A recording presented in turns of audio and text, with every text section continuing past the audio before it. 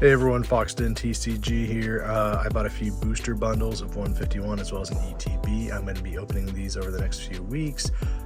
Let's get started. Alright, sweet. So we got 6 packs. I'm going to be opening up 3 right now. And then I have another 20 packs or so that I'm going to be opening up as well. Let's get started though.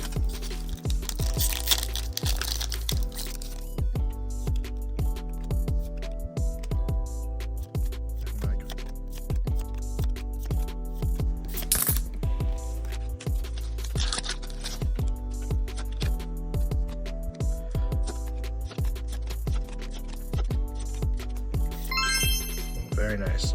Zapdos EX, awesome. Basic Energy.